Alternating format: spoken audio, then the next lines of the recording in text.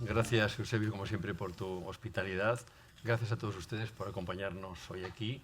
Gracias, por supuesto, a los patrocinadores que hacen posible este primer café, Air Liquide, AVI, Bayer y MSD.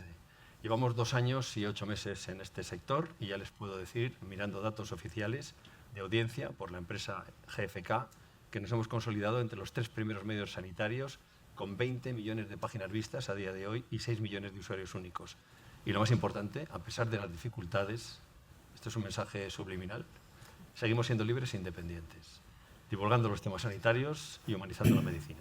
Nuestro invitado hoy, ya lo saben, a nuestro primer café es el consejero de Salud del País Vasco, Alberto Martínez Ruiz. Es licenciado en Medicina y Cirugía por la Universidad del País Vasco, especialista en anestesiología y reanimación. Lleva en el cargo desde junio de 2024, lleva en el cargo desde 2024, hace 8 meses, y desde el año 2002, hasta que fue nombrado consejero, estaba, lo que yo puedo definir plácidamente, ejerciendo su profesión como jefe del servicio de anestesiología, reanimación y terapia del dolor del Hospital Universitario de Cruces. Doctor Martínez, consejero, bienvenido. Muchas gracias. Tenemos un punto común en nuestra biografía, que se lo voy a desvelar. Los dos hemos estudiado en la misma universidad. Hemos estudiado en Lejona, en la Universidad del País Vasco. Sí, usted medicina y yo periodismo. Y esto me va a permitir hacer una pregunta personal, porque los de Lejona nos metemos en muchos charcos. Yo me he metido en muchos como periodista, pero ¿usted cómo se ha metido en el charco de la política, siendo un médico muy bien consolidado, respetado, querido, y se mete en este lío en el País Vasco? Eduardo, ahora que me comentas, me vine en mis épocas de estudiante, en medicina y en Lejona, teníamos una batalla contra los de periodismo, que eso no sé si lo recordarás. Hoy lo arreglamos, ¿eh? Que lo llamábamos la batalla del agua, que la prohibió el rectorado porque inflábamos globos de agua y los tirábamos y se generaba un conflicto terrible, hasta el punto que se nos fue algún año, pero el conflicto era, nosotros estamos a la entrada de la universidad, periodismo estaba a la mitad y el conflicto era muy emocionante. ¿Lo recuerdas? Sí. Hoy lo arreglamos, ¿eh? Sí, seguro que sí. Sí. Bueno, le iba a decir que, claro, vamos a pacificar esto, usted y yo, lo de sí. este tema pendiente que tenemos. Y yo voy a explicar a nuestros invitados hoy por qué yo le llamo el pacificador. Llega a la consejería no en el mejor momento, o sea, que de hecho había sido pues, motivo de disputas políticas, incluso en las elecciones. No digo que las perdiera alguien, pero por lo menos sí influyeron los votos finales, el Servicio Vasco de Salud.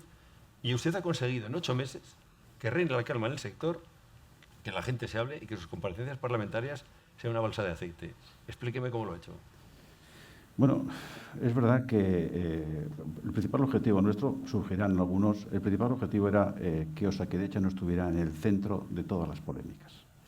Es verdad que se habían perdido los consensos, se habían perdido el consenso en política, se había perdido el consenso a nivel sindical, incluso entre los profesionales, incluso entre territorios históricos, había enfrentamientos entre un hospital con otro, y nuestro objetivo inicial y primordial era no solamente pacificar, sino buscar un elemento de acuerdo, de aproximación, que nos permitiera tener una pista de aterrizaje para a partir de ahí poder construir, ¿no? Esa era la idea fundamental. No he contestado la primera pregunta. ¿Cómo un nivel de compromiso? Yo siempre he trabajado en la sanidad pública me interesa, creo que es un gran valor. Me parecía que era un momento que había que dar el paso. Cuando me lo ofrecieron no lo pensé mucho y me sentí muy interpelado y muy comprometido para poderlo aceptar, ¿no? Me sentí también, y me siento ahora con una enorme responsabilidad, pero la verdad es que es un reto que me ilusiona. 8 meses nada más, porque lo recalco por todo lo que ha hecho, lo que ha planteado. Y vamos a empezar por algo, ha empezado pisando muy fuerte. Nada más llegar, plantea el Pacto de Salud de Euskadi. Aquí hacer un pacto por la salud es imposible, lo estamos viendo en España, aquí todo el mundo se pelea, todo el mundo dice lo que hay que hacer, pero nadie lo hace. Era algo impensable, ¿y por qué usted lo ha hecho? ¿Dónde le lleva y con qué objetivos? Porque yo he visto alguna comparecencia parlamentaria y hay unanimidad en lo que usted plantea. Bueno, es un mérito del Lehendakari, no es un mérito mío, porque él propone desde el primer momento una gran mesa con cita a través de entrevistas con los diferentes agentes, la necesidad de que haya un pacto de salud. Él lo lidera, él lo promueve y yo agradezco el apoyo que brinda a todo ello. De hecho, digamos que el Gran Pacto Vasco lo que busca es buscar ese punto en el que podamos hablar sobre un tema que es la salud, que es verdad que lo hacemos desde diferentes puntos de vista porque hay más de 30 agentes, están las universidades, los pacientes, todos los colegios profesionales que tienen relación, están también todos los sindicatos, salvo la STV en concreto, que no tiene el nivel de confianza suficiente para estar. y están también todos los partidos políticos, con toda la dificultad, porque son puntos de vista de las realidades de forma diferente, pero entendiendo que la salud después de la pandemia es el derecho que más demanda el ciudadano, para el ciudadano es el principal factor, y solamente el hecho de podernos juntar es un éxito. Si luego además conseguimos consensuar, y hemos dividido el pacto para explicarlo un poquito, porque igual fuera de Euskadi no se conoce, y dividimos lo que era la estructura del pacto en 4 fases. La primera fase era llegar a un diagnóstico, consensuamos el diagnóstico antes de Navidad. Después de Navidades hemos consensuado los principios y los valores. Cada vez que cerramos una fase, la mandamos a la Comisión de Salud del Parlamento. Esto sería la fase que corresponde a valores y principios. La hemos editado, se la enviamos al Parlamento, pero que ya cada uno nos quedamos comprometidos con que cada fase que vamos aprobando nos compromete los principios y valores que hemos dado, nos van a guiar las estrategias. En la tercera fase en la que estamos, hemos definido 24 líneas estratégicas en las que cada uno de esos intervinientes, que son más de 30 agentes, designan a un especialista, un profesional, para participar en la mesa. 24 mesas, con más de 30 agentes por cada mesa, tenemos más de 400 o 500 profesionales abriendo en canal el sistema, hablando desde oncología, salud mental, gobernanza, prevención, es decir, todos los temas abiertos con unos plazos que van a ser para que en junio podamos tener una primera fase de resultas de lo que es, que nos pueda guiar lo que podamos ir haciendo. Y además el pacto no se cierra con un documento, sino que lo que se hace es establecer una gobernanza para que periódicamente, una vez al año, pues podamos ver cuáles son las guías. No se trata de que esas guías de acción estratégica sean de aplicación inmediata, sino que sean un horizonte para trabajar en los próximos años. Me va a permitir que lea las líneas fundamentales. Creo que merece la pena, porque no hay ningún pacto en España. Entonces, primero es prevención y promoción de la salud, atención a la enfermedad, áreas prioritarias de salud, calidad, innovación y sostenibilidad, desarrollo de los profesionales y gobernanza. Y aquí vamos a ir, si le parece, hablando, porque me imagino que van a ser casi todos estos aspectos del plan de salud. Plan de choque. Después del plan de salud dice, no me quedo ahí, me meto en otro lío en 8 meses, que es el siguiente. Plan de choque para mejorar lo que todo el mundo quiere mejorar. Aquí también están de acuerdo todos los consejeros. El problema es que no se lleva a cabo. La atención primaria, accesibilidad en AP, reducir la lista de espera en atención primaria y quirúrgicas, reducción de demora para pruebas diagnósticas, consultas externas y derivación de especialistas. Esto es una enmienda también a la totalidad de cómo funciona un sistema. Bueno, nosotros lo que veíamos es que había que tomar medidas de adaptación del sistema a medio plazo, pacto de salud, y teníamos que tomar medidas a la corta, urgentes, que eran lo que le afecta al ciudadano, lo que más demanda al ciudadano a la corta, que es básicamente la lista de espera. Listas de espera en especializada, en intervenciones quirúrgicas y accesibilidad en atención primaria. En atención primaria, plan de choque, lo que suponía era que garantizar una atención primaria sin demoras, sin listas de espera. La atención primaria, tenemos ahora mismo, después del plan de choque, unas demoras que están en torno a 1,7 días. Esto quiere decir medias.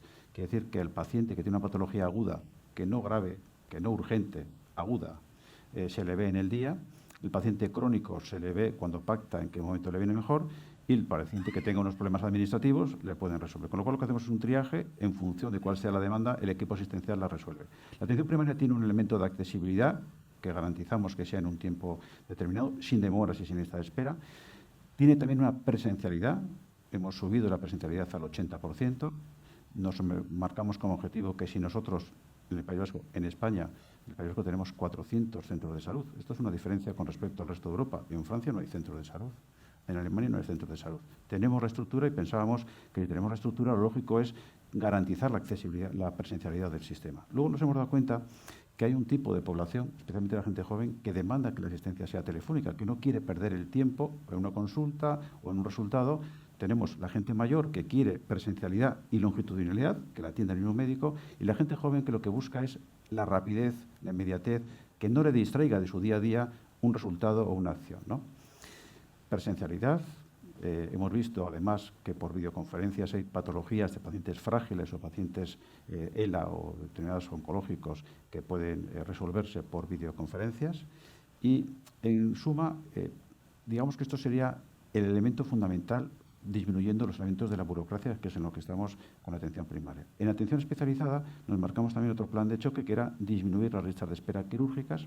Las tenemos en unas cifras, cuando cerramos noviembre, fue el mejor noviembre prácticamente de los últimos años, teníamos en lista de demora media 52 días. Antes de la pandemia teníamos 48 días, estamos ya muy cerca de cifras prepandémicas. Ahora ha subido un poco después de Navidad, pero estamos en torno a 55 días. También las listas de espera para el especialista, que están en torno a 57 días. También las listas de espera para los procedimientos diagnósticos, que están en torno a 37 días. Nuestro compromiso eran 45. Pero además, y me gusta insistirlo, porque en los últimos 3 años hemos duplicado el número de ecografías, de TAC y de resonancias. Y esto nos lleva a una reflexión que ya el sistema probablemente no puede hacer mucha más actividad, sino que lo que tenemos es que fijarnos en que al paciente lo que tenemos que garantizarle es un resultado en salud, que la salud de la población vaya subiendo, no por hacer mucha más actividad, sino porque la actividad que hagamos le genere un valor al paciente. La verdad es que cuando le escuché la primera vez decir que tiempo de espera en atención primaria cero, me quedé sorprendido. No hay nadie que tenga ese objetivo en España. Tiempo de espera, digamos, para la atención de lo que llamamos el equipo asistencial. Uno llama, en función de la patología que tiene, le atiende, le puede atender un enfermero o una enfermera, le puede atender un médico, una médica, en función de la patología, o le puede ver un enfermero y luego derivarlo a la consulta. La patología aguda, la pretensión, las medias que tenemos es que se vean en el día. Las medias son 1,7, eso contando la cronicidad, los pacientes crónicos, y esas son medias que tenemos. Es verdad que, a veces cuando digo esto en algún centro de salud me dicen aquí no, bueno, tenemos un déficit de médicos. Y ese déficit de médicos supone que en algunos centros de salud puede ocurrir que haya una baja o tal, y en ese momento haya que absorber y en ese centro en un momento determinado. Las medias son las que son, pero puede ocurrir que puntualmente lo que más genera distorsión ahora mismo en el sistema, más quejas, y yo creo que es el principal problema que tiene el sistema sanitario vasco, el español y el europeo, es la falta de profesionales, especialmente la falta de médicos. Vamos a hablar de eso ahora. En su plan de gobernanza habla de la concertación pública, centros concertados públicos y privados, pero sin embargo ustedes cada vez utilizan menos la concertación porque ha bajado, creo, en el último año en casi un 40%. Bajamos, nosotros tenemos somos muy criticados por el ámbito de la política, critica el ámbito de privatización que tiene Osakidetza. Nosotros tenemos dentro del presupuesto del Departamento de Salud lo que se dedica a la medicina privada, a la asistencia pública, pero con gestión privada, es decir, lo que concertamos fuera es en torno al 5%, es un dato bajísimo en Europa, de los más bajos de Europa. Sin embargo, la asistencia privada existe, es un recurso que tenemos que utilizar porque nos complementa y es necesario. A nosotros no es fundamental, es un valor que está ahí porque además concita también mucho trabajo en torno a ellos. No solamente hay empresas privadas, hay también empresas que tienen de órdenes religiosas, que forman parte del histórico de nuestra tierra y que llevan con muchos trabajadores mucho tiempo y que también tienen necesidad de expresarse y de estar ahí, claro. Ha mencionado la falta de profesionales, creo que es el elemento común de todos los consejeros, faltan médicos. Bueno, creo que ayer visitó a la ministra y yo me he leído la carta que la escribió, que es muy curiosa, porque ha sido guante de seda y puño de hierro. Usted decía, dado el resultado obtenido hasta el momento con relación a nuestras preocupaciones, bueno, viene a decir, usted no se ha hecho ni puñetero caso y me gustaría que me dé alguna solución. Y por si no me las da, se las voy a dar yo a usted. Y entonces a la ministra le ha propuesto pues, disminuir la salida de profesionales, retrasando la jubilación a los 72 años, aumentar la entrada de nuevos profesionales, incrementar plazas, convalidar títulos, facilitar el acceso a R4 a plazas asistenciales de atención primaria y acortar los plazos de las especialidades de urgencia y emergencias. Sí. En la experiencia con otros consejeros dicen que la ministra les escucha atentamente y no les hace ni caso. ¿Usted ha tenido suerte ayer? A mí me produce una decepción que una situación de emergencia como es la que vivimos, de excepcionalidad, que es la falta de médicos, además que la previsión es que no se va a resolver de forma inmediata, me produce una enorme decepción que el Ministerio no esté en este tema en el primero y dando ideas y tomando decisiones. Me decepciona. Nosotros hemos ido con propuestas, son propuestas arriesgadas, son propuestas que tienen, imagino que tendrán un contraste, que podrán ser criticadas, pero es que no hemos visto ninguna opción, ninguna. Proponemos cosas encima de la mesa, pero es que el competente exclusivo en este tema es el Ministerio de Sanidad y no puede enrolarse en otros problemas, otras discusiones, porque este es el problema, el elemento fundamental, es el que genera el mayor malestar. Voy a decir una cosa que algunos yo creo que si hubiera médicos en el País Vasco, si hubiera médicos en España, el tema de la salud desaparecía de la opinión pública. No es normal que en una convocatoria MIR, que hay 9.000 personas sacan el MIR, que se presenten 15.000, que no tengamos médicos y que no se le dé una salida a esas personas. No es normal que para solicitar una acreditación solamente se pueda acreditar las unidades docentes, solo se puede hacer en el mes de octubre. No es normal. No es normal que no se pueda resolver en un tiempo razonable. No es normal que en un sistema sanitario, que un estudiante de medicina, que es un estudiante brillante en el bachillerato, que llega a la universidad, que estudia 6 años, que luego se dedica un año a estudiar el MIR. En ningún sitio se dedican a estudiar un MIR, en un sitio para preparar el MIR. Todos los sitios van directamente a uno. Pero aquí están un año entero estudiando. Luego están R1, R2, R3 y R4 y no pueden ejercer si no están tutelados por alguien que no sé. Después de 11 años, 12 años, no puede un médico, y frente a eso no contratamos a este médico, dejamos el PAC vacío y en ese PAC contratamos a un enfermero que puede ser una persona que acabe de terminar 4 años. El servicio que se le da al paciente no es comparable.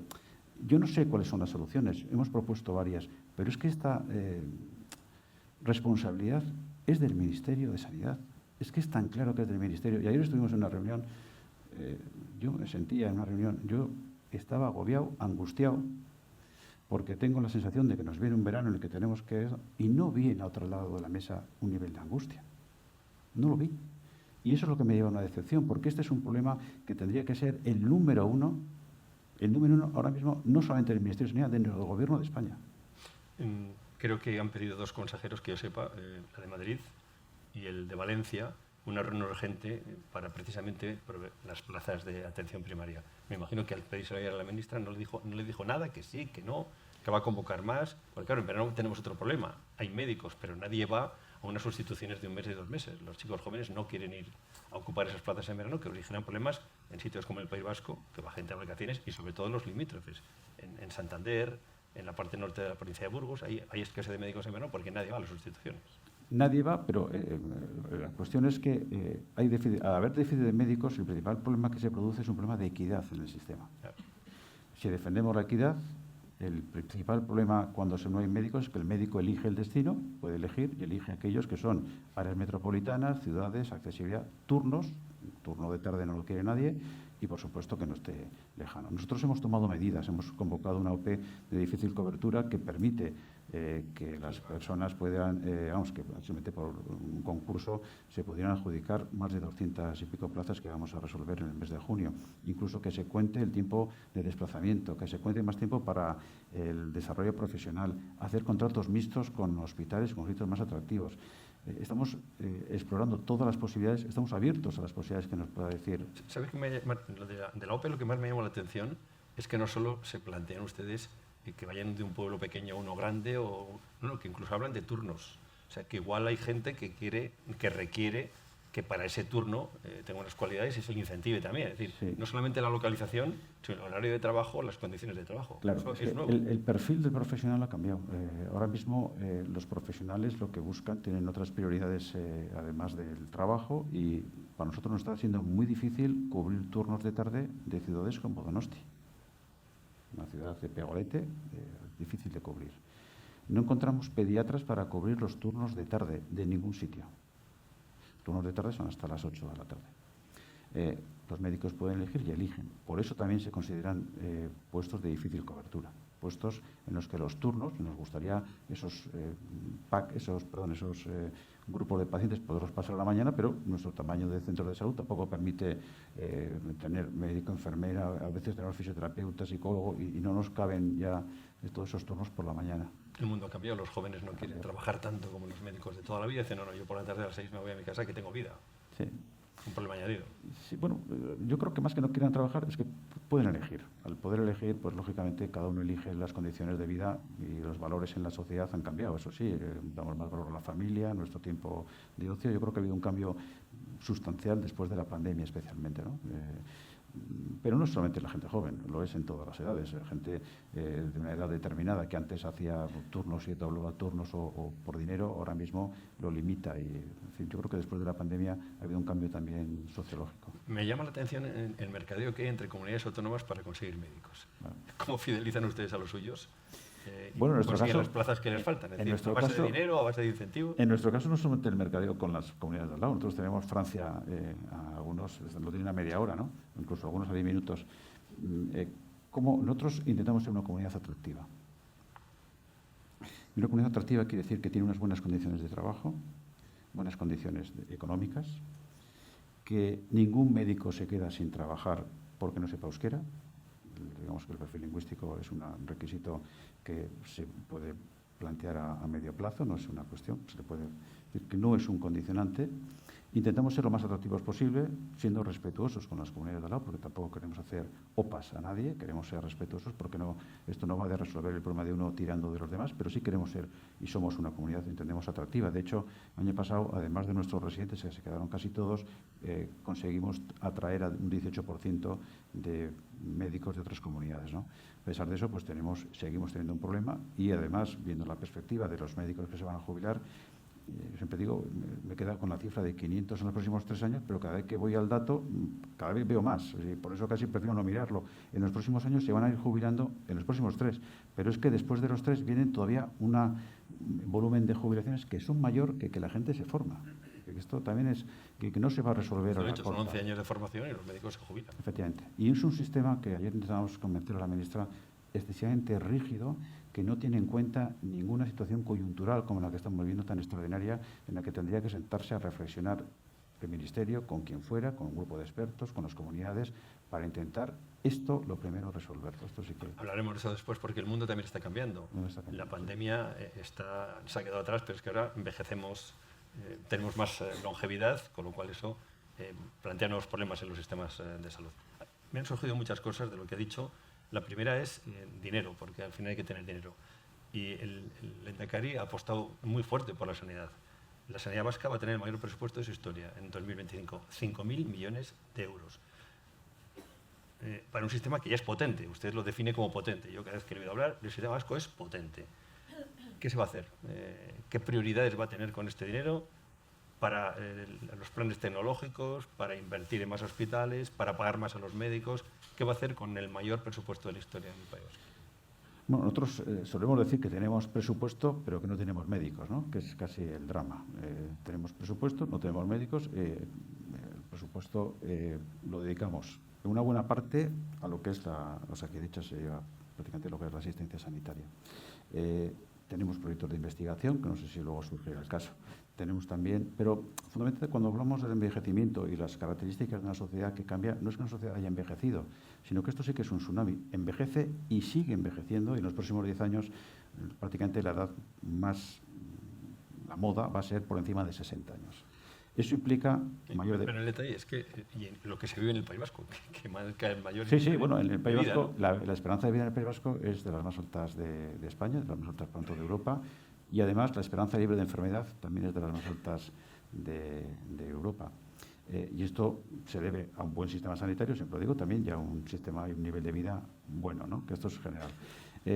Pero ese envejecimiento, como intentaba decir, es que aumenta la tasa de cronicidad. La cronicidad afecta especialmente a mujeres. La cronicidad, además, es lo que más afecta a la calidad de vida, mayor dependencia, mayores niveles de discapacidad, mayores niveles de demencia. La mayor parte, en los próximos años, la principal causa de fallecimiento va a ser la demencia. Esto obliga a más medios y distintos medios. Y, sobre todo, a que la sociedad integre, todos integremos, que la salud del futuro, la nuestra, la individual de cada uno, va a depender de lo que hagamos hoy. Por eso, el 30% del presupuesto va en medidas de prevención y de promoción de la salud. Porque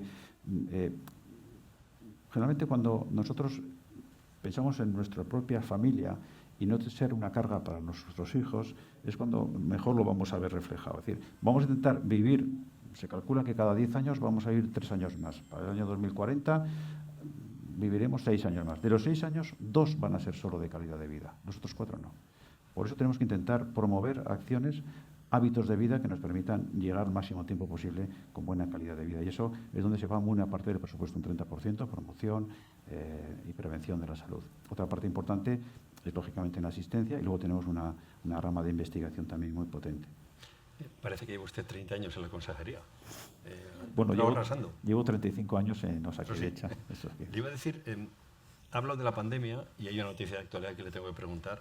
Claro, la directora general de Salud Pública de Castilla y León va y dice que la pandemia no fue de gran gravedad. Y la han cesado, naturalmente. Lo digo porque le vi emocionarse.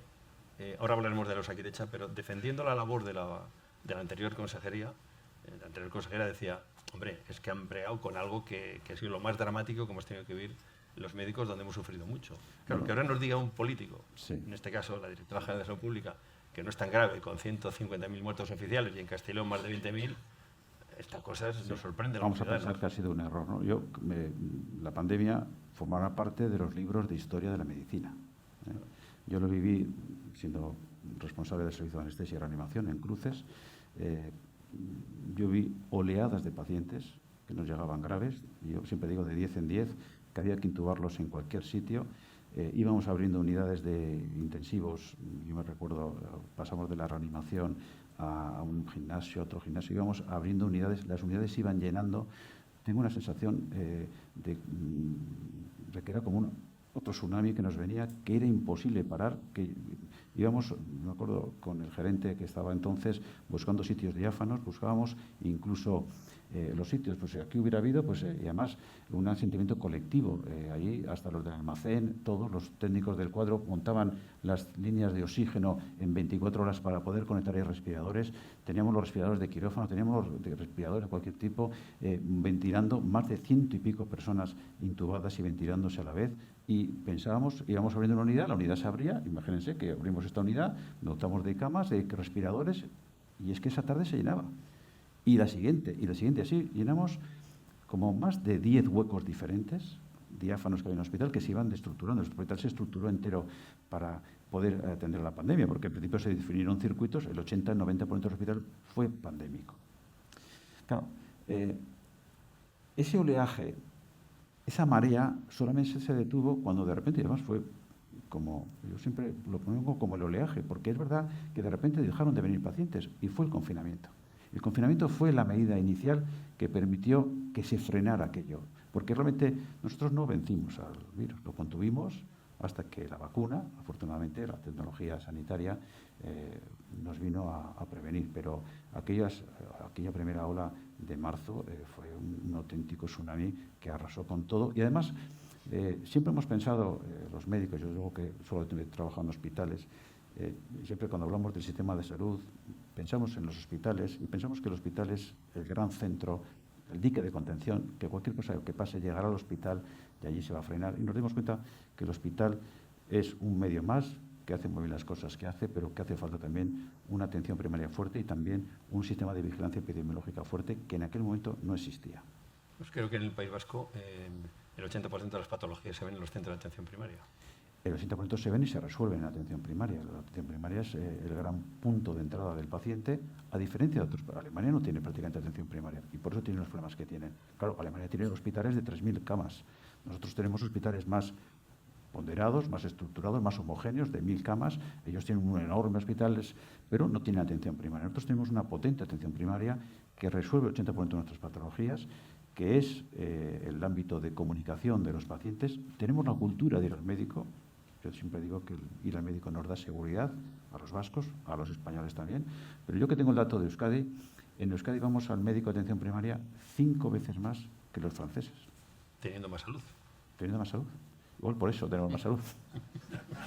Pero bueno, no lo sé. Yo creo que es también por el que el propio sistema... Es un dato, ¿no? que también es suyo. Creo recordar, corríjame si me equivoco, 2 millones de ciudadanos, 20 millones de consultas. Sí. Es muchísimo. Sí. Bueno, yo tengo otro dato que también me gusta mucho manejar, que tenemos 100.000 contactos diarios. Esos 100.000 contactos diarios dan para que haya opiniones diversas. Cada uno cuenta su expresión. A mí tengo una buena relación, pero en un contacto determinado, porque los contactos son bidireccionales. El trabajador y el paciente puede tener cada uno su mejor día, ¿no? Y en esa expectativa y en esa respuesta puede estar a veces la sensación de que uno no está a gusto con Osakidecha, a veces lo que puede trasladarse es lo más anecdótico, porque es lo que más llama la atención, pero cuando nos comparamos con Europa, y esto es una comparación que yo lo hago siempre con Osakidecha y con el Servicio Vasco de Salud, pero que se podría homologar al resto de España, cuando miramos 2 parámetros que son los esenciales que determinan el nivel de un sistema sanitario, mortalidad tratable, mortalidad prevenible, tenemos la más baja de Europa. Más baja que Noruega, Yo siempre pongo el ejemplo de Noruega porque Noruega tiene muchísimo dinero. Más baja que Alemania, más baja que Francia, más baja que Italia, más baja que Bélgica. Estamos entre los 3 países con más baja mortalidad tratable y más baja mortalidad prevenible.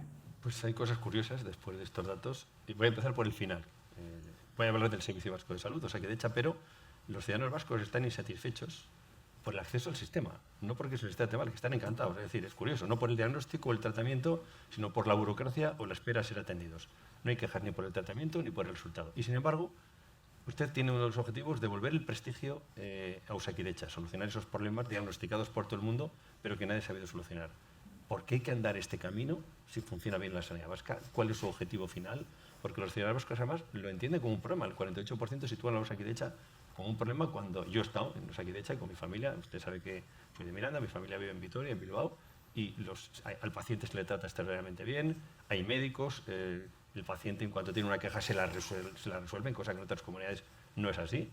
¿Por qué esta queja? ¿Qué ha pasado en Osakidecha y por qué hay que recuperar el territorio perdido en los años atrás? Que, como decía al principio, es un elemento de confrontación política. Bueno, yo creo que lo que ha pasado es que después de la pandemia tenemos todos la sensación de que el derecho a la salud es lo más importante. Tenemos una sociedad que está muy bien informada, no siempre muy bien informada, que tiene mucha información. No siempre la información es de calidad, pero tiene mucha información. Una sociedad que es exigente y una sociedad que tiene mucha expectativa y que además frecuenta mucho el médico. El ciudadano tiene la expectativa de que la asistencia sea rápida, y es verdad que cuando nosotros tenemos que atender a pacientes graves o pacientes que tienen patologías complejas, el sistema responde muy bien. El paciente oncológico, el paciente cardiológico no tiene que esperar, siempre es atendido sin ningún tipo de demora. Cuando tenemos que atender al día a día, en la medida que hay tanta frecuentación, el paciente puede tener una expectativa de que me vean ya y que me vean ya, y lo que hemos intentado es que el concepto de equipo asistencial, muchas veces los pacientes no aceptan que para una determinada patología lo pueda ver un enfermero y demanda que sea el médico, y otras veces es simplemente una sensación de que cala una idea. Es verdad que la expectativa, sobre todo yo creo que es la sensación de que la salud es lo más importante y que hay que reivindicar continuamente porque tenemos la sensación de que es lo más importante que tenemos, ¿no? Y yo vuelvo a decir, y vuelvo al principio, y es que si nosotros tuviéramos todos los médicos que queremos tener, ese planteamiento que hacen muchos pacientes desaparecería. Porque es verdad que la falta de médicos produce quejas. Mi madre misma me dice, bueno, hijo, yo tengo médico, pero es que mi médico cambia constantemente. Claro. Entonces, cuando me voy a ver el detalle es que su médico está embarazada, la que se ha contratado está embarazada, y entonces, pues mi madre no lo sabía, porque igual cogen entonces, esa es su preocupación. Sin embargo, la expectativa de mi hijo cuando va al médico es: he ido para nada, porque me han tenido que ir a nada para decirme esto, me lo habían hecho por teléfono. Es decir, cada uno demandamos del sistema y nos genera un disconfort cosas distintas, ¿no? Por eso está cambiando el mundo y nosotros tenemos que adaptarnos a una exigencia que no es solamente sanitaria. Usted dice que iba a tomar medidas a corto, medio y largo plazo para relanzar el servicio. ¿Qué quiere relanzar exactamente? ¿Con qué medidas? Y una de ellas me ha sorprendido mucho, que si lo consigue, también le daré la enhorabuena otra vez, pero yo se lo estoy dando implícitamente: reducir el 40% de la burocracia en 6 meses. Bueno, nosotros... sí. Órdago, ¿eh? Sí. Bueno, la idea es que hay una parte de la burocracia de atención primaria, decíamos. La atención primaria hace una serie de burocracia que era todo lo que corresponde a las bajas médicas que correspondían a hospitales, que esas se las hemos desplazado a los médicos de hospital. Hay otra parte que eran informes, que eso estamos intentando que se haga a través de una forma automática, a través de los sistemas informáticos. Hay otra parte que es los reconocimientos de voz para que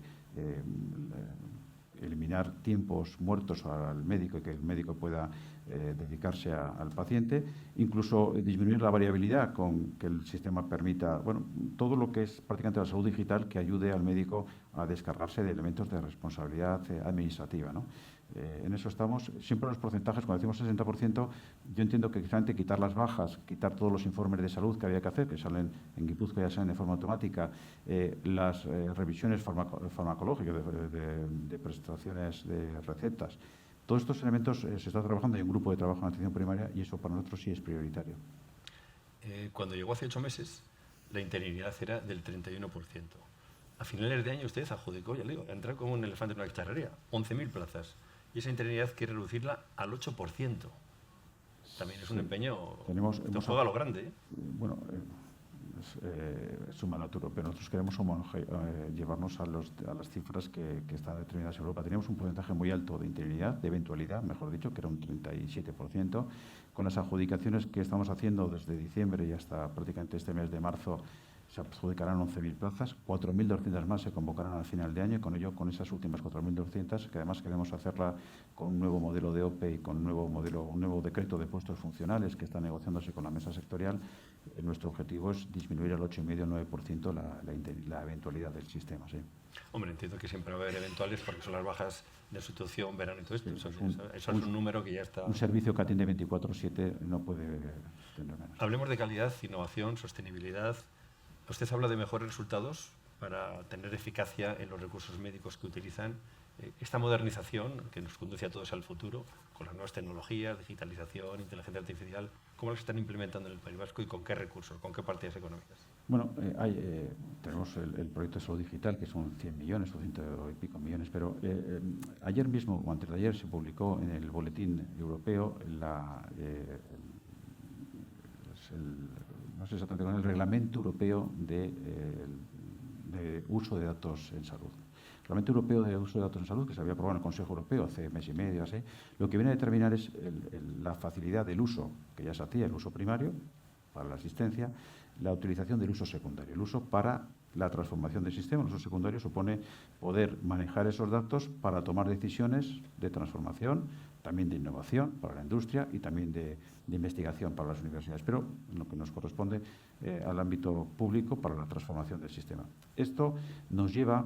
Nosotros en el País Vasco tenemos una enorme suerte porque tenemos una historia clínica única en atención primaria y en hospitales. ¿Públicos y privados o solo públicos? En los públicos, porque realmente en los privados no está interconectada, pero digamos que el decreto, el reglamento obliga a que todos estos hospitales, o incluso cualquier consulta privada, tenga que volcar su información. Pero en el dato de ahora, en el dato de la asistencia sanitaria pública, porque prácticamente sobre el 5% que decía, el 5% incluye ambulancias, limpieza y demás, pero lo que es asistencia pura, tanto los centros de salud, lo que es la atención primaria, como los hospitales tienen la misma historia clínica y todos los hospitales tienen la misma.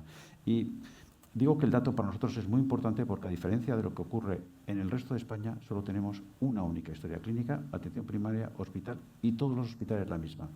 Un dato. Tenemos además, a diferencia de Europa, una atención primaria que no existe, con lo cual el dato de atención primaria lo tenemos nosotros.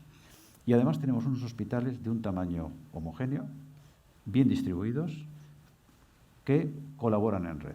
Y esto es un modelo distinto al que hay aquí en Europa, que los hospitales europeos son más de competir. Entonces, pensamos que el dato que hay en Euskadi es para nosotros prácticamente petróleo, siempre lo definimos así. Tenemos además el ecosistema tecnológico que nos puede ayudar, que se puede ayudar a sí mismo, pero que puede generar un crecimiento al calor de esos datos. Y creemos que tenemos, el Gobierno, el Ministerio de Sanidad, tiene que legislar y establecer una ley sobre el uso de datos.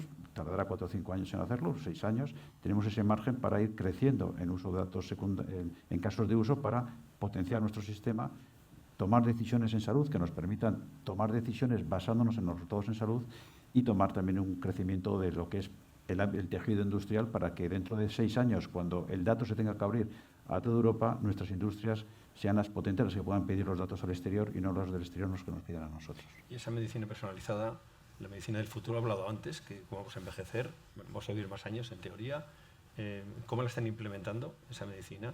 Y, por ejemplo, hoy he leído en el ABC que ya el gemelo virtual, que ya no vamos a tener que ir, que el médico va a poder, en ese gemelo digital que no existe, probar la medicina que nos conviene, incluso ver qué enfermedades podemos tener en el futuro. ¿Eso es ciencia ficción todavía en el País Vasco como en el resto de España? No es ciencia ficción.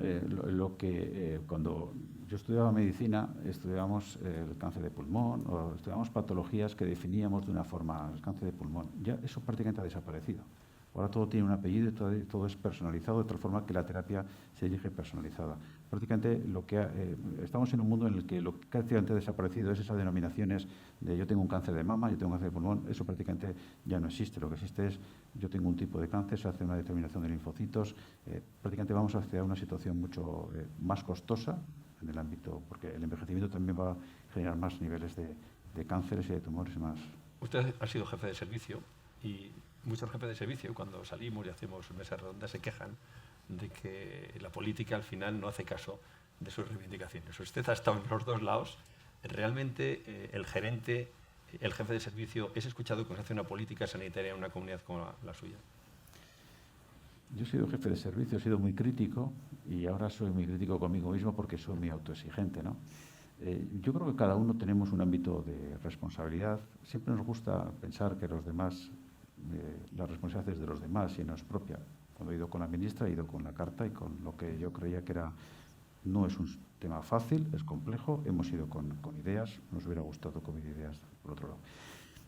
Un jefe de servicio tiene poder, tiene peso y necesita ayuda. Un adjunto tiene peso, tiene poder en sus decisiones y necesita ayuda. Y un consejero tiene peso, tiene poder y necesita ayuda, ¿no? Yo creo que todos formamos parte de un entramado en el que nos necesitamos. Tenemos que tomar decisiones estratégicas que, en nuestro caso, el centro es el paciente, pero con una escucha activa a todos los profesionales. Y yo siempre me he sentido, como jefe de servicio, escuchado. Es verdad que no siempre que a uno le escuchan le dan la razón, pero yo procuro también en mi acción diaria escuchar a los profesionales. Me hizo gracia una frase suya, dice, en el centro del sistema está el paciente, pero en el centro de la pirámide está el médico. Porque todos cuando estamos malos no vamos al hospital a ver al vecino, vamos a ver a un médico. Un médico, sí. Que nos ve un médico. Sí, eso es. Hace mucho hincapié en la humanización de la medicina, dice que la empatía cura, y que tener el mismo médico cura, lo mencionó antes de pasada. Y hay una cosa que cuando tanto se habla de los derechos lingüísticos de los pacientes, una persona, frase suya, que me llamó la atención y me parece que llena de sentido común cuando todo se politiza. Dice, una persona en momentos de fragilidad, cuando tiene que expresar emociones, sentimientos, síntomas, es cuando más hay que garantizar que lo haga en su idioma natural. No por ser un derecho, sino un elemento esencial en la curación, acompañamiento y cuidado. Aquí ya la política se queda atrás, es decir, ha dado un paso adelante donde esto lo entiende todo el mundo. Sí, así lo siento. Yo no hablo euskera, pero entiendo y además lo defiendo así. No quiero llevar el euskera a una situación de conflicto de derechos entre un trabajador y un paciente, o conflictos de un derecho de un paciente o de un profesional que quiera una. Lo llevo al centro. El paciente es el importante. Si el paciente, lo he dicho y me alegro que lo cites, si el paciente es el centro, si el paciente en un momento de fragilidad tiene que expresar una situación en la que tiene que expresar sus emociones, sus sentimientos, sus dolencias, lo más natural es que lo haga en su idioma natural. Eso es lo que, no solamente por humanismo, lo es básicamente porque es el primer dato para la curación. Yo ponía el ejemplo, me hizo una pregunta en el Parlamento, si yo estoy enfermo, hablo inglés, pero estoy en Nueva York y tengo una enfermedad, me han ingresado en un hospital y de repente aparece un médico que me habla en castellano, yo lo agradezco, me siento reconfortado, aunque no me haya curado, empiezo a sentirme en la proximidad, ¿no? Y eso es lo que venimos a reivindicar, es decir, que el idioma es algo que el paciente necesita que se haga en proximidad porque es un elemento que es íntimo, que es profundo, especialmente, yo no sé si cuando va al ayuntamiento, porque igual le lleva en otro contexto, pero cuando está enfermo, sí. Hablemos de la sostenibilidad del sistema y de la equidad. Todo el mundo dice que los sistemas tienen que ser sostenibles y dentro de una equidad. ¿Eso se puede conseguir? Porque todo el mundo dice que los sistemas el dinero tiene un límite y que cada vez gastamos más y si nos dan más dinero, si dan más dinero al Consejo de Sanidad, se lo gasta. Seguro, esto es seguro. Y la equidad es otro término que ha entrado en la medicina del presente que antes no se utilizaba, nadie hablaba de equidad. Bueno, el sistema tiene que ser sostenible porque si no, no tenemos un sistema para nuestros hijos, para el futuro, ¿no? La equidad es sobre la base de lo que una sociedad pueda permitirse.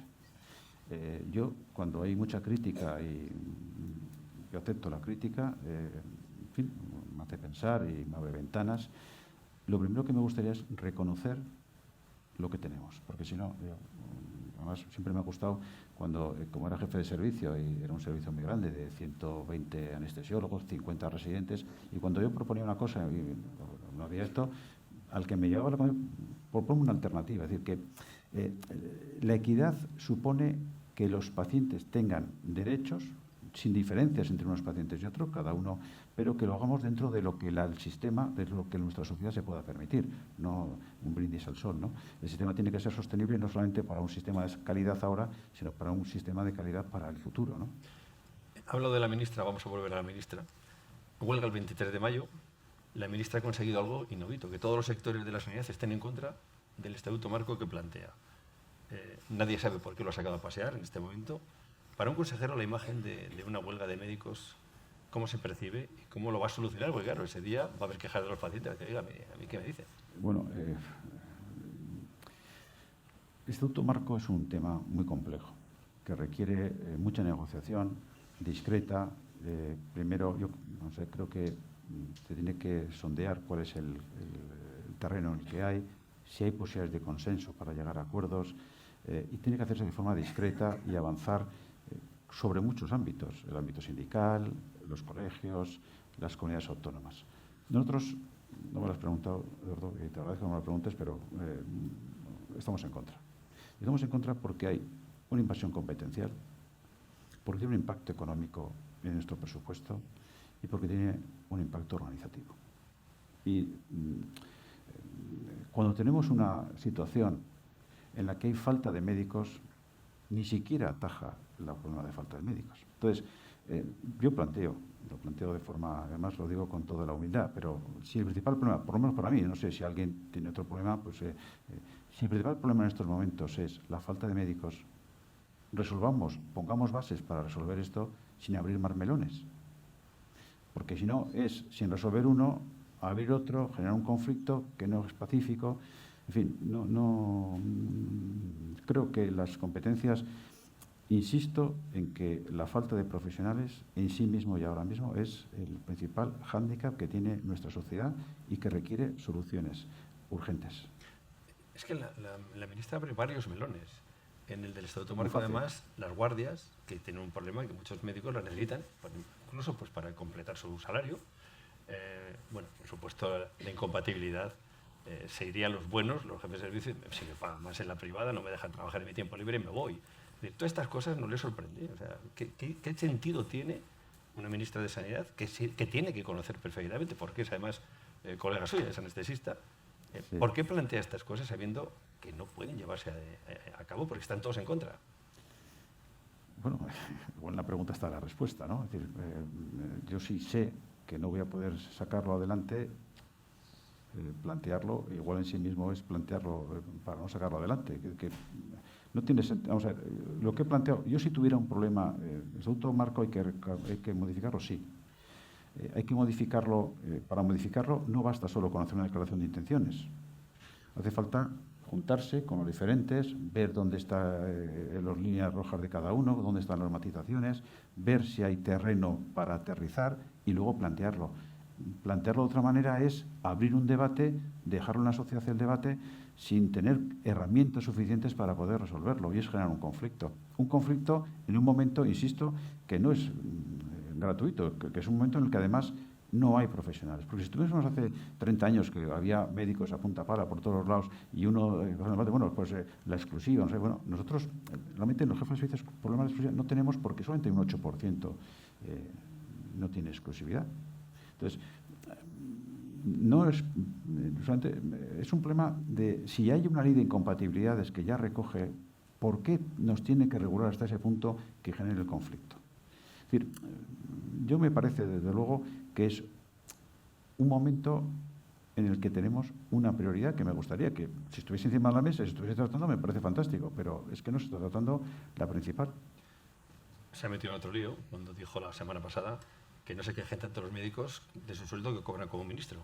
Tuvo que rectificar naturalmente después, pero eso me permite, primero, que le parecen estas cosas, que no sé si son ocurrencias o tienen otro sentido, yo no veo más allá de que se le haya ocurrido, pero ¿están bien pagados sus médicos en el País Vasco?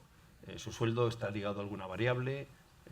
¿Hay algún sistema nuevo o alguna novedad en el País Vasco para que los médicos se queden, bueno, lo que hemos hablado antes de fidelizar todos los médicos, enfermeros, en fin, personal sanitario? Todos los profesionales consideramos que, estoy seguro que todos los que están aquí consideran que deben cobrar más, ¿no? Creo que eso es una aspiración que todos tenemos, el querer mejorar y tener más sueldos, ¿no? En una conversación yo también entiendo que yo estoy aquí hablando, probablemente haya dicho varias inconveniencias y luego me daré cuenta, ¿no? Por eso, en eso soy solidario. Lo que quiero decir es que los médicos es una profesión que tarda mucho en llegar uno al final. 6 años de carrera, 1 año de estudiar el MIR, 4 años de MIR. Cuando uno se ubica más o menos después de tiempo, tarda mucho. Luego, además, el ejercicio de la medicina es un ejercicio de una gran responsabilidad. Entonces, cuando decimos la fuga de profesionales, en toda Europa se cobra más que en España. El médico, como cualquier otro profesional, tiene unos monumentos. En el caso del País Vasco hay un cobro, es verdad que por autoconcertación, por guardias, pero en cualquier caso son reivindicaciones que, como profesionales de la medicina, también diría que los médicos, todos los profesionales de la salud tendrían que estar mejor pagados, porque es algo que, si la sociedad lo demanda tanto, pues sería conveniente, ¿no? También digo que una ministra, no digo que esté bien pagada, que yo no sé lo que cobra la ministra, que igual ella se comparaba con su sueldo, no lo sé lo que cobra. La ministra en su día envió una carta, que ahora me sorprende después de escucharle, para retener a los MIR y reforzar el sistema público de salud. Y un plan de acción también les envió, de atención primaria, más ágil, mejora de las condiciones laborales, más recursos y autobajas, retener a los médicos jóvenes. Bueno, pero esto eso lo puedo plantear yo también, pero creo que el problema no lo tiene ella, lo tiene usted. Efectivamente. ¿Por qué hacen estas cosas? Bueno, quiero decir, que las competencias están definidas en este caso. Sí, hombre, yo lo que más que yo creo que toma decisiones sobre elementos que no son propios, ¿no? Cómo se puede fidelizar. Nosotros lo que le pedimos es que tome decisiones sobre la posibilidad de facultar, de acreditar, homologar o que haya profesionales de la medicina. Esa es su función. Esa es su función. Luego, en las retribuciones, eso depende del presupuesto de cada comunidad autónoma. Y ahí es donde, si lo que se pretende desde el Ministerio es un plan, y tiene un plan con un montante económico, pues fantástico. Entonces sí, pero sin el montante económico no... Voy a intentar meterle en un lío, pero pequeño. A ver. Hablemos de los copagos. En la nueva ley de medicamentos, las medicinas se van a pagar en función de la renta, ya se pagan, pero ahora se incrementa el tramo de más de 30.000 euros. ¿Esto le parece bien, mal, regular? Bueno, nosotros en el País Vasco tenemos un sistema de adherencia que eso se recupera, o sea que prácticamente en el País Vasco no hay copago. Y el copago de otros países europeos, ha mencionado Francia, ha mencionado Noruega, aquí hablar de copago es un pecado. O sea, nadie se atreve a decir que en el sistema público de salud hay que poner un copago, pero no es extraño porque se ponen copagos en urgencias, se ponen copagos en días de hospitalización, se ponen copagos en distintos momentos. Esto en España es impensable. Ningún político se atreve a plantearlo. ¿Por qué nunca se atreve a plantear algo que porque disminuirían desde luego las asistencias a urgencias, disminuiría la gente, se demuestra que un 30 o un 40% cuando hay un copago menor no va en otros países, la asistencia hospitalaria, cada día de hospital se paga mínimamente, ahora ya la verdad es que en hospital estás cada vez menos. En fin, esto es un tema que nadie se atreve a abordar, ¿pero por qué? Pues porque la sociedad no está dispuesta a aceptarlo. Digamos que si una sociedad mayoritariamente pensase que el copago es una solución, tendría una aceptación. No la tiene en ningún ámbito de la sociedad. Lo que existe es que hay personas que tienen seguros privados y esos seguros privados les permiten desgravar. Nosotros estamos a favor de que desgraven y que haya una medicina privada que permita desgravar, ¿no? Porque no utilizan el sistema público. Y el copago, el problema que tiene es que tenemos una sociedad que vive, está acostumbrada, esa es la sociedad que tenemos, una sociedad más que, como he dicho antes, frecuenta al médico, lo hace de una forma habitual y que desde siempre no ha vivido ese copago. Culturalmente es un cambio muy radical en una sociedad que está acostumbrada a un nivel de bienestar. No es fácil. Me pasó de tiempo. Le preguntaré muchas cosas, una por lo menos que tiene que ver con la industria farmacéutica, ya que son nuestros patrocinadores. Parece una muy genérica y aborde lo que quiera, ¿no? ¿Cómo abordan ustedes cuestiones como el desabastecimiento, sobre todo de genéricos, el acceso a nuevos medicamentos, la obligación de hacer público los costes de producción de los medicamentos, a lo que se niega toda la industria, los incentivos a la producción, la modificación de los precios de referencia? ¿Cómo es su relación con la industria farmacéutica y cómo vive sus problemas, que me imagino que le habrán contado? Esta mañana les habrá dado cita para hablarlo más despacio. Bueno, nosotros tenemos, no sé si será verdad o no, pero tenemos un sistema que es bastante, bueno, está aquí, nosotros tenemos un sistema que es muy duro, nos dicen las empresas, porque tenemos una compra centralizada, una valoración para la entrada de los productos, por lo menos en el ámbito hospitalario, un sistema que es muy rígido, muy controlador. Somos una comunidad que, lo que yo sé, hasta lo que yo sé, paga bien, no tiene retrasos en el pago, pero somos exigentes a la hora de meter productos y a través de comisiones centralizadas. Somos en ese sentido, intentamos ser serios en el pago, pero también en el control de la entrada de productos. Hoy la industria farmacéutica le ha pedido usted. ¿Qué pedir usted a la industria farmacéutica en el país? Bueno, yo, la industria farmacéutica, le reconozco el valor que aporta en el desarrollo de la medicina. Y he puesto antes el ejemplo de la pandemia, el COVID. El COVID nos salvó la industria farmacéutica. El COVID nos salvó la investigación de una vacuna que, además, en un tiempo récord pudo ponerse en marcha y vacunar a todo el mundo, ¿no? Esa sensación de que la fragilidad de nuestro sistema no dependía solo de tener una estructura y tal, sino que dependía también de tener una industria que fuera capaz de responder a un reto tan extraordinario como era el COVID. Eso es un ejemplo de cómo el éxito de la medicina depende de las innovaciones de la industria. Hace 5 años, el 14 de marzo, que nos confinaron en casa, y hay muchas historias. Ya les digo, estamos haciendo una serie de reportajes. Julio de Liquid me contaba el otro día cómo montaban todas las canalizaciones de oxígeno en los hospitales que se hicieron aquí en Madrid, que es impresionante. Y la última pregunta, ¿cómo es posible que los sanitarios españoles, en más del 50%, han dejado de vacunarse? ¿Por qué? Sí, claro, ustedes hacen campañas de que nos vacunemos y son las estadísticas, el 52% de los médicos y enfermeros no se vacunan. ¿Por qué me voy a vacunar yo? Vale. ¿Cómo es posible que en Estados Unidos el Departamento de Salud lo lleve un antivacunas? Sí, está loco. ¿Cómo es posible que el presidente de Estados Unidos se salga de la OMS? ¿Cómo es posible, después de haber sufrido una pandemia, que tengamos el principal riesgo que tenemos ahora es que en cualquier momento se pueda producir otra pandemia? Porque el otro día me lo preguntaban, cualquier germen que aparezca en cualquier sitio del mundo, en 24 horas lo tenemos aquí, tenemos una gran movilidad, nosotros viajamos mucho, hay poblaciones, hay migraciones constantes de personas que por guerras o por cuestiones políticas o por cuestiones económicas vienen continuamente.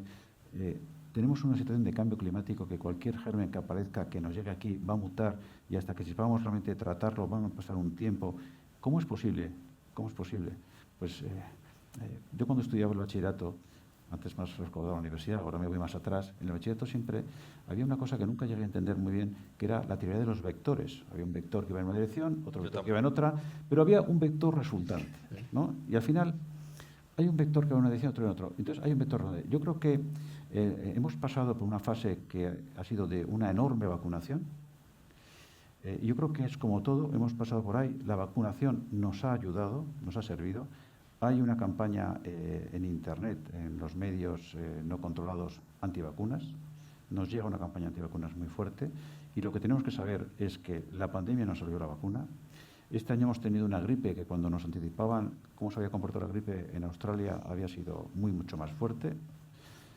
Las tasas de vacunación en el País Vasco subieron un porcentaje importante, especialmente en niños, pero también en adultos, y hemos pasado de una gripe que hemos controlado sin ningún tipo de problemas. Eso es un valor que tiene. Yo no sé si somos capaces de trabajarlo a la sociedad, pero las vacunas nos ayudan y nos ayudan muchísimo. Pues que los sanitarios echen una mano y que se vacunen más. Era la última, pero no. Es que es un placer. Me estoy disfrutando hablando con usted. Yo también. Hablaba antes de investigación. ¿Qué aporta la investigación en el campo de la salud en el País Vasco y cómo lo hace? Bueno, nosotros tenemos 4 institutos de investigación, Biocruces, BioVizcaya, BioAraba, BioGipuzkoa y Biosistema, coordinados a través de BioEF. Tenemos una industria tenemos institutos de investigación que reúnen a 500 y pico investigadores propios, 3.000 casi contando con los del sistema sanitario. Y prácticamente el otro día recordábamos las cifras, eran 25% de todo lo publicado en el País Vasco era del ámbito de esos institutos de investigación, además en ámbitos muy importantes, la oncología, las enfermedades neurodegenerativas, la cardiovascular, lo que más fallecimiento nos provoca, ¿no? En eso necesitamos a la industria, tenemos capacidad de captación de fondos. El otro día veíamos que habíamos aumentado prácticamente no sé si un 20 y tantos, pero un 30% en 4 años de captación. Pero necesitamos a la industria. Yo creo que las reuniones que hemos tenido antes hemos planteado esa necesidad de ser atractivos para el desarrollo tecnológico de ellos, también para la innovación terapéutica. Les necesitamos y brindamos el servicio también para que podamos crecer juntos. Pues un placer, consejero, esta charla que hemos tenido. Y como compañero de facultad le voy a hacer un regalo, que es el retrato que le ha estado haciendo mientras conversamos Luis del Val, que me encantará que lo escuche. Querido Luis. Buenos días. La deformación profesional nos afecta a todos gracias. Y quienes escribimos siempre sentimos una especial atención a la especialidad de anestesiología y reanimación, porque nos parece una metáfora de la vida y la muerte en ficción. Por si fuera poco, los apellidos del invitado de hoy son iguales que el del gran escritor José Martínez Ruiz, Azorín. Pero Azorín era de Monóvar y don Alberto Trapagarano, del Valle del Trápaga, de Trapagarán, antes conocido como San Salvador del Valle, nombre que parece que no les gustaba a los vecinos y quitaron lo de San Salvador. No obstante, las fiestas patronales se siguen celebrando el 6 de agosto, día de San Salvador. Que conste que de estos cambios don Alberto, que es muy joven, no tiene ninguna responsabilidad. Visto de espaldas parece menos joven, porque la caída del cabello le ha conformado un círculo en la parte posterior de la cabeza que se asemeja mucho a las tonsuras sacerdotales ya en desuso. Pero se nota que es un hombre de acción inteligente, porque en reposo se observan esos pequeños detalles que indican la impaciencia por entrar en combate. Estiramiento de los puños de la camisa, repaso de la posición en que han quedado las piernas tras cruzarlas, entrecejo fruncido con levedad, todo eso tan comedido que resulta inadvertido para casi todos, y ahí está la inteligencia. La mirada es animada y penetrante, acompañadas por unas cejas que se levantan y se aplacan de manera armoniosa al discurso. Sabe escuchar, y eso no es algo que se exija prioritariamente a un anestesista, lo cual es otro detalle de una inteligencia que no se queda en la satisfacción de lo que sabe, sino en el anhelo de saber. Atuendo adecuado y sin estridencias, con una mezcla de azules y grises tenues. Incluso los dibujos de la corbata parecen pedir disculpas porque hayan incorporado algún discreto dibujo. Y eso sí, observamos que prima la comodidad cuando nos fijamos en sus zapatos, de esos zapatos que permiten estar horas y horas de pie en un quirófano o incluso andando por terrenos accidentados. En el café creo que me atreveré a pedirle información de esos zapatos, a ver si me hago con unos parecidos. También presumo que, pese a ser persona de acción, posee prudencia suficiente. Y lo digo porque la primera vez que, tras un largo rato, ha vuelto a cruzar y descruzar las piernas ha sido cuando el entrevistador ha aludido a la carta que le dirigió a la ministra. Tiene cualidades para cumplir sus objetivos. Volviendo al principio, podríamos decir que se ha encontrado con un sistema sanitario anestesiado y él está dispuesto a reanimarlo. Si tiene cualidades y voluntad, solo le falta un factor: suerte. Se la deseamos. Muchas gracias.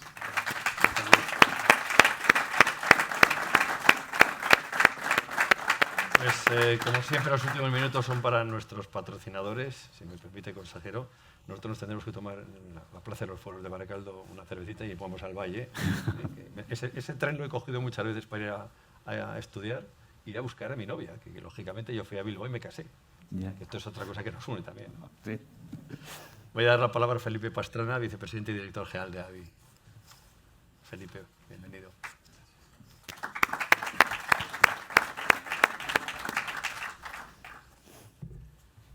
Bueno, buenos días. Mi mensaje probablemente no va a ser tan agradable como el de Luis del Val. Qué maravilla, qué agilidad, qué maravilla.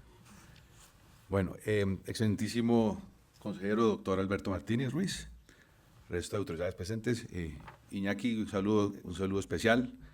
También quiero saludar especialmente a Ernesto Sáenz Duruaga, y presidente de Medicina Responsable. Muchas gracias por este evento.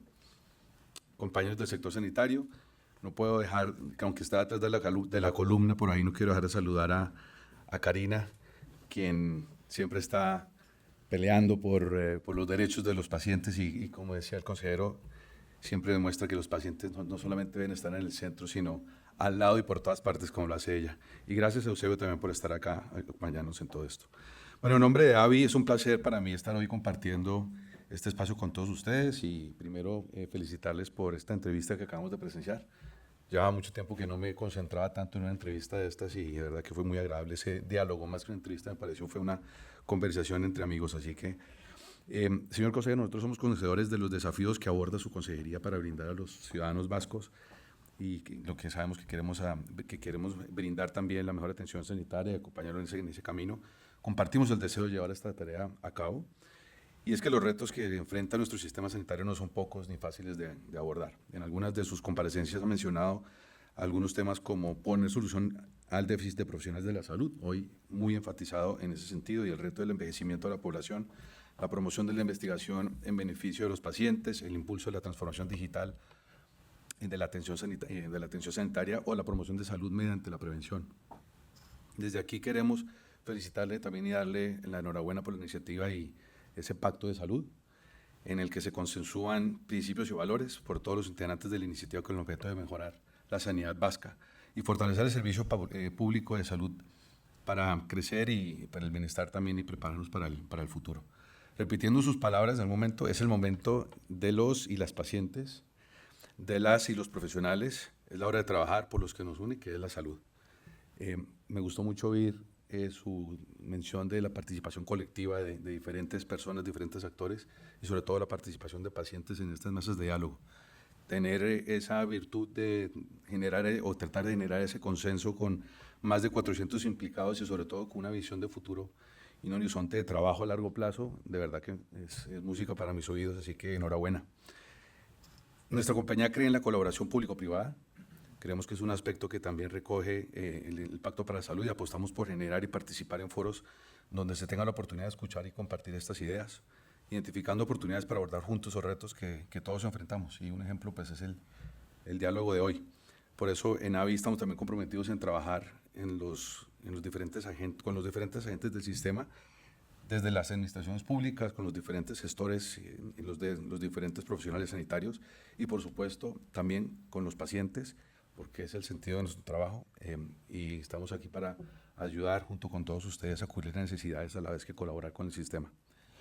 La ciencia y la innovación son la esencia de AVI, ¿no? A eso nos debemos y durante muchos años hemos venido siendo pioneros en áreas como la inmunología, más allá de haber trabajado también por muchos años en el área de anestesia, pero como inmunología y virología, y seguimos investigando, desarrollando soluciones para enfermedades crónicas y complejas en áreas como la hemato-oncología, oftalmología y en neurociencias. En AVI colaboramos con instituciones públicas en diversos proyectos de investigación, siendo España uno de los principales centros de actividad científica. En este momento, a nivel mundial, estamos solamente en segundo lugar después de los Estados Unidos en cuanto a cantidad de ensayos clínicos implementados. Y estamos presentes no solamente en el País Vasco, sino en España también con estudios clínicos en todas las fases de desarrollo. Y en esta línea con la investigación, también quería darle la enhorabuena por el incremento de la inversión que se está realizando y por el trabajo que está haciendo en Euskadi a nivel del plan estratégico del I+D+I en salud con miras al 2025-2030. Y un claro ejemplo es lo que hablaba usted acerca de la innovación. Nosotros creemos que la innovación en sanidad es clave para asegurar el bienestar, no solamente del presente, sino del futuro. Y le agradezco de verdad que ha puesto en valor no solamente el valor de la industria de los medicamentos, sino que vamos inclusive más allá, así que muchas gracias.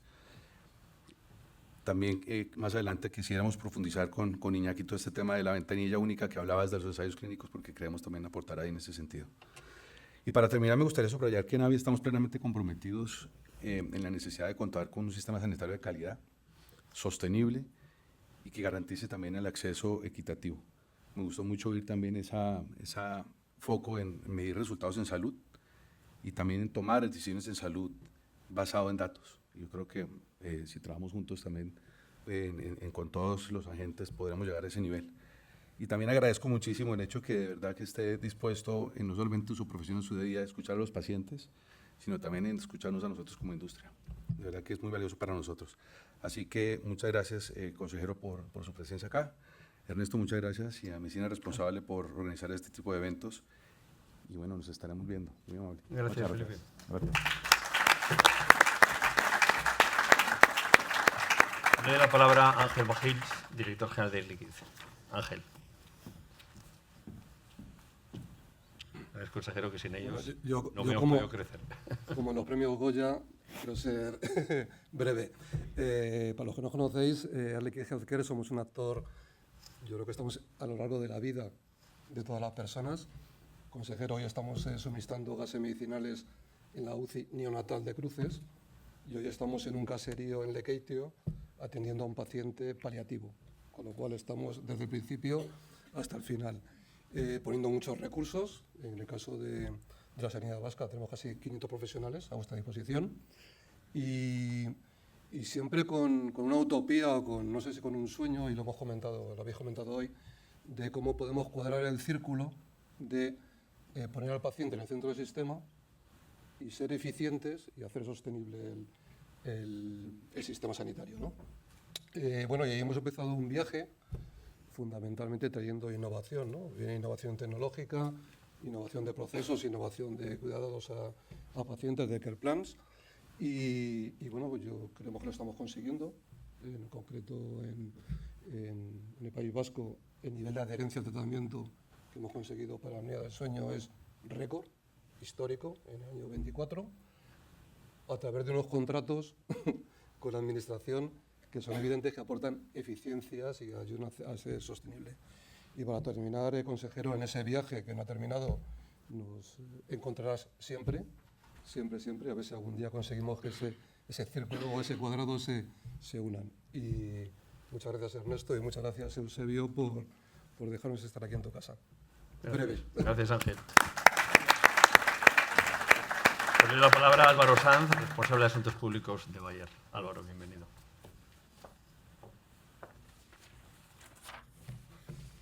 Muchas gracias, Medicina responsable y consejero, por estar hoy aquí. La verdad es que un viernes es un buen día porque estamos todos un poco más relajados para hablar de este tipo de cosas, así que os animo a seguir haciéndolo los viernes. Para nosotros es un honor poder patrocinar este evento e intercambiar reflexiones en torno a la sanidad. Bayer es una empresa bien conocida, lleva más de 125 años de presencia en el país.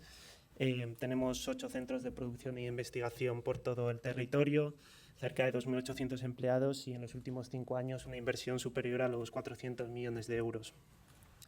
Quiero destacar dentro de este footprint algo muy importante, que es Viralgen, el centro de terapia génica que tenemos en San Sebastián, en País Vasco. En esta historia de los 125 años podemos decir que la presencia en San Sebastián es un hito muy importante. Casi 500 empleados y es uno de los centros pioneros que tenemos y creemos que es uno de los centros más relevantes que hay en terapia génica a nivel mundial, podríamos decir. Nuestras sociedades están cambiando a un ritmo muy acelerado y nosotros debemos no solo adaptarnos, sino adelantarnos a cuáles van a ser las necesidades futuras. Hoy aquí se ha hablado. Yo creo que en ello estamos las compañías, estamos las administraciones. Miraba cómo la academia definía lo que es un sistema. Lo define como un conjunto de cosas que, relacionadas entre sí ordenadamente, contribuyen a un determinado objeto. Pues bien, yo creo que el objeto de nuestro sistema sanitario no es otro que la calidad de vida del paciente. Por lo tanto, tenemos que seguir trabajando juntos. Se ha hecho alguna mención a Europa. Yo creo que afrontamos retos muy importantes a nivel europeo. Yo creo que desde la Unión Europea tenemos una agenda clara y es seguir progresando a la vez que cuidamos del medio ambiente. Esto se puede hacer. No tenemos que elegir entre una cosa u otra. Yo creo que innovando, y eso es algo que nuestro sector, los profesionales sanitarios saben hacer, es la solución para seguir generando progreso económico a la vez que cuidamos del medio ambiente. Entonces, bueno, simplemente muchísimas gracias por este encuentro. Estamos dispuestos a seguir colaborando. Sí quería hacer mención a la necesidad de los entornos políticos estables. Yo creo que el País Vasco es un claro ejemplo. Los entornos normativos ciertos, la propiedad intelectual para nuestro sector es fundamental. Es la base de nuestro trabajo y vemos con cierta preocupación a nivel europeo, pues bueno, ciertas regulaciones que pueden poner en peligro este punto. Animo también a que desde el País Vasco, que tiene una voz autorizada en Europa, pues bueno, trabajemos en ese sentido. Y nada, dar las gracias y muchísimas gracias. Gracias. Sí, cerramos ya con Carla Oliver, directora de acceso al mercado de MSD, a la que felicitamos por su nuevo puesto de trabajo. Que me imagino que es un ascenso merecido. Bueno, buenos días. Yo unirme también a los agradecimientos al consejero don Alberto Martínez y a su equipo, así como a Medicina Responsable y a los compañeros de la industria por estar aquí hoy, porque realmente estamos convencidos de que espacios de encuentro como este son muy necesarios y nos ayudan a abordar juntos los retos actuales y futuros del Sistema Nacional de Salud. Sobre MSD, contaros que somos una empresa de más de 130 años de historia y que desde entonces nos hemos guiado por la visión de que innovar en medicinas y vacunas realmente puede cambiar la vida de las personas. Por eso destinamos más de 100 millones de euros anuales a proyectos de I+D+I, siempre buscando innovar en áreas donde haya necesidades médicas no cubiertas. También hemos trabajado muchos años en el ámbito de la anestesia, pero también ahora contamos con el mayor programa de inmunoncología de la industria, con pembrolizumab, que tiene 1.600 ensayos clínicos y actualmente en España 19 indicaciones financiadas en variedad de cánceres y contextos de tratamiento. Y actualmente también estamos explorando otras líneas de investigación más allá de la inmunoncología, como es el caso de diversos inhibidores de proteínas o terapias individualizadas de neoantígenos. Pero en MSD también sabemos que esta innovación tiene que ir acompañada de un impacto positivo en el sistema sanitario y por eso llevamos años trabajando en importantes proyectos de gestión basada en valor que apoyan la transformación y la sostenibilidad del sistema sanitario. Algunos ejemplos son el Manual Valora o Faro de Valor, que hemos elaborado junto a sociedades científicas y universidades para ayudar a las organizaciones sanitarias a autoevaluarse y elaborar hojas de ruta hacia esa transformación del sistema. Y como sabemos que hablar de gestión basada en valor también es hablar de valor para pacientes y para profesionales sanitarios, también hemos trabajado en otros proyectos, como es el caso de Oncorruta, donde hemos buscado optimizar procesos asistenciales en oncología. Hemos trabajado en proyectos de determinantes sociales, donde hemos buscado incorporar esos determinantes sociales en las rutas asistenciales también. Y luego estamos trabajando también en proyectos de generaciones, donde estamos intentando ayudar a las organizaciones sanitarias también a abordar el reto del relevo o el recambio generacional y la diversidad entre generaciones en el sistema. Y justamente con este mismo espíritu de seguir colaborando, agradecerles una vez más su presencia en este evento, porque estamos convencidos de que encuentros como este fomentan la colaboración público-privada y el abordaje conjunto de estos retos. Muchas gracias, Gracias. Carla. Pues muchas gracias, consejero. Ha sido un placer. Y ahora solo nos queda tomarnos un café. Muchas gracias a todos. Para mí eres un referente del periodismo. El hecho de que me hayas hecho esa entrevista para mí me genera una ilusión terrible. Ver a Luis del Val me ha parecido también como una aparición. Agradezco a Medicina Responsable la oportunidad que me ha dado y a los patrocinadores. La verdad es que ha sido un encuentro muy agradable. Muchísimas gracias, consejero.